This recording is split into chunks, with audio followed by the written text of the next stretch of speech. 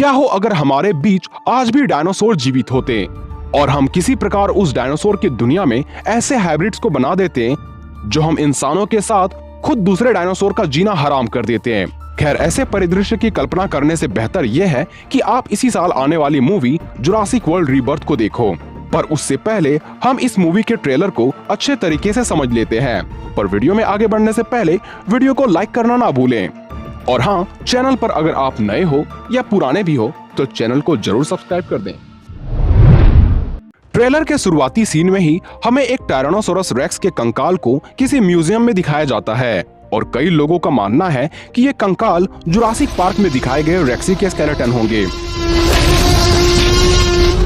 फिर हमें इस मूवी के कैरेक्टर्स मार्टिन क्रेब्स को दिखाया जाता है जो डॉक्टर हेनरी लूमिस को जोरा बेनेट से मिलवाते हैं, जहां जोरा को किसी मिशन के स्पेशलिस्ट के तौर पर इंट्रोड्यूस करवाया जाता है।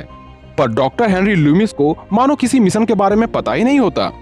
पर वो मिशन होता है 3 अलग अलग विशाल तथा खतरनाक डायनासोर्स के डीएनए को इकट्ठा करके किसी घातक रोग के उपचार के लिए दवा बनाना।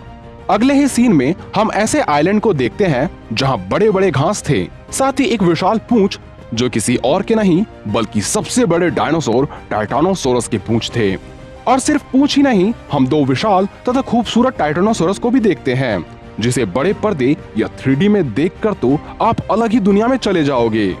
खैर, यहाँ ये विशाल जायंट्स इन 2 छुटकू इंसान की वजह से वहाँ आराम करना छोड़ उठकर जाने लगते हैं, जो बताता है कि इतना ताकतवर जीव भी बस शांति ही चाहता है, वरना इसकी एक पूंछ की वार ही इन दोनों को खत्म करने के लिए काफी था। क्या बात है। खैर, अगले ही दृश्य में हमें उड़ते हुए डायनासोर टेरोसोरस को दिखाया जाता है। फिर सीन वापस उसी म्यूजियम में आती है जहां ये मिशन को तुरंत शुरू करना चाहते थे, क्योंकि हो सकता है कि बीमारी काफी तेजी से फैल रही हो और इसका क्योर जल्दी से ना निकाला गया तो शायद इंसान की आबादी भी खत्म हो जाए। खैर, इसकी कंफर्मेशन तो हमें मूवी देखने के बाद ही मिल सकती है। यहाँ हमें पता चलता है कि जोरा बेनेट तो उन्हें खतरनाक डायनासोर से बचाने के लिए जाने वाली है। आपकी हिफाजत मैं करूंगी, मतलब कोशिश करूंगी। कोशिश करोगी? और इसी म्यूजियम वाले सीन में हम इस छोटे से रैप्टर के कंकाल को भी देख पाते हैं। अगले ही सीन में हमें डंकन किनकेड को दिखाया जाता है जहां वो जुए में शायद जीत रहा था। पर उससे दिलचस्प नजारा तो ये है जहां जोरा बेनेट के पीछे मेगालोडॉन शार्क के ही शायद हड्डी थे और इसकी पुष्टि कुछ सेट फोटोज की लीक इमेजेस से ही हमें पता चल सकती है। खैर, यहाँ जोरा डंकन को पहले से ही जानती है। डंकन ऐसा कैरेक्टर है जो लोगों को ऐसी जगह लेकर जा सकता है जहाँ पर कोई भी नहीं जा सकता। और अगले ही सीन में हम देखते भी हैं कि डंकन उन्हें किसी आइलैंड की ओर लेकर जा रहा है और जिस तरफ वे जा रहे हैं वो एरिया रेस्ट्रिक्टेड है, यानी वहां जाने की इजाजत किसी को भी नहीं है। पर डंकन गलत तरीके से सिक्योरिटी को ब्रीच करते हुए उस आइलैंड में जाने के लिए माहिर है। खैर, इस आइलैंड में घुसपैठियों को जाने से रोकने के लिए बिजली तारों से फेंसिंग भी करी गई है जिसमें करंट भी 10,000 वोल्ट की दौड़ रही है, यानी इस तार का एक स्पर्श आपका खेल खत्म कर सकता है। यहाँ हमें पुराने मूवीज के कई रेफरेंस देखने को मिल जाते हैं। फिर हमें डंकन के टीम में कुछ प्रोफेशनल्स भी दिखाए जाते हैं जिसके पास डायनासोर के डीएनए सैंपल को कलेक्ट करने के लिए कुछ आधुनिक टूल्स थे। अब फिर से हम इस खूबसूरत आइलैंड को बाहर से देख पाते हैं जिसका अंदर के नजारे को देख कहा जा सकता है कि ये कोई और नहीं बल्कि जुरासिक पार्क का रिसर्च फैसिलिटी एरिया हुआ करता था। मतलब यही जुरासिक पार्क 1 में डायनासोर्स को बनाया गया था और यहीं से धरती पर डायनासोर को लाया गया था।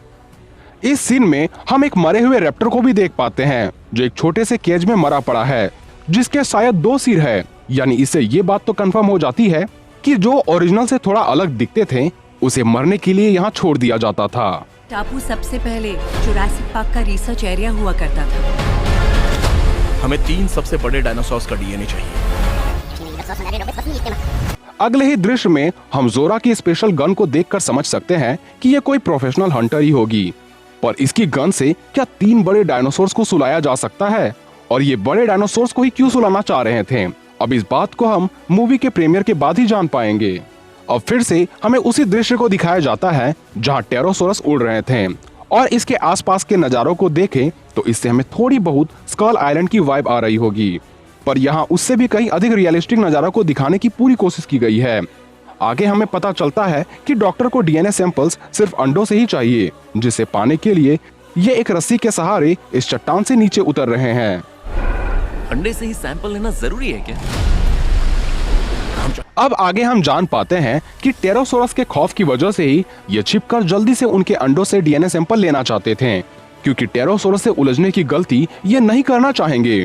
पर इनके ना चाहने से क्या होगा, वहाँ टेरोसोरस तुरंत आ धमकते हैं और शायद इस टकले को टपका कर अपने अंडों के पास यानी इस खंडहर में घुस जाते हैं। और घुसते ही टेरोसोरस द्वारा मचाई तबाही को हमें देखने को मिल जाता है।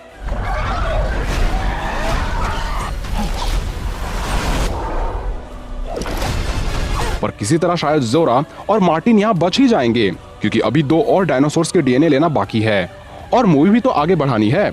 इसके बाद फिर से हमें उसी आइलैंड का नजारा दिखाया जाता है, जिसके बाद हमें पता चलता है कि यहाँ कुछ ऐसे डायनासोर्स हुआ करते थे जो इस पार्क के लिए सबसे बड़े खतरे थे।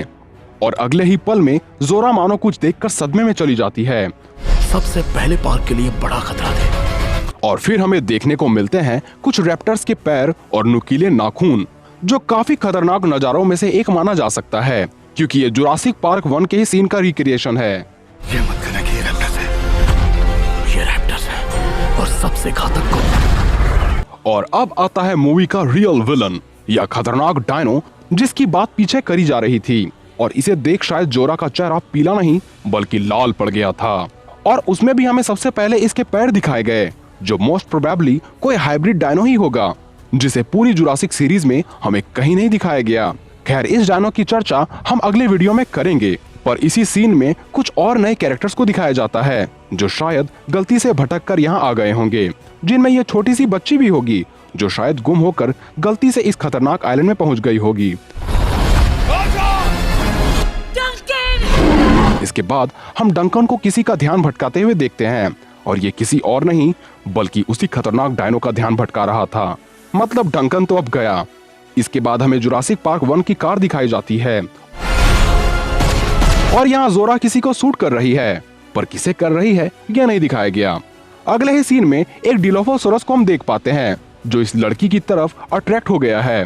पर इस लड़की के पीछे एक टी-रेक्स भी पड़ा है। तो डिलोफोसोरस का तो पता नहीं, पर इस लड़की का क्या होगा, you don't know till the premiere of the movie.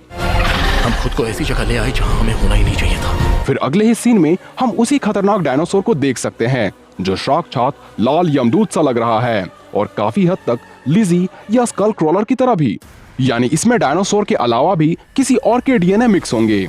अगले ही सीन में हम टी-रेक्स को देख पाते हैं, जो पानी के अंदर भी हमला करने से पीछे नहीं हटता। अब ये क्या चीज है? ये मोसासौर है, मदद कर रहे हैं, जैसे इलाके को बचाना, पीछा करना, शिकार करना। और सबसे आखिरी नजारे में तो एक नाव के चारों तरफ मौत है, क्योंकि इसके आसपास स्पाइनोसोरस के दल के साथ एक मोसासोरस भी है। और एक स्पाइनोसोरस तो पूरी नाव को ही डुबाने और इंसानों के खाने की काफी जल्दी में है। और यहाँ जोरा अपने इस गन से उस पर हमला कर रही है। पर अगले ही पल मोसासोरस की भी उछाल हमें दिखाई जाती है, जो पिछले जुरासिक वर्ल्ड की हमें याद दिलाता है। कुल मिलाकर कहा जाए तो ये मूवी पूरी तरह से सस्पेंस, थ्रिल और स्पेशल इफेक्ट के खजानों से भरी पड़ी है। इसलिए इस मूवी का इंतजार तो हमें बेसब्री से रहेगा, और इस मूवी की एक्सप्लेनेशन वीडियो भी हम जल्द ही लाएंगे। तो उम्मीद है ये वीडियो आपको पसंद आई होगी। ऐसे ही वीडियोस देखने के लिए हमारे चैनल से जुड़े रहें।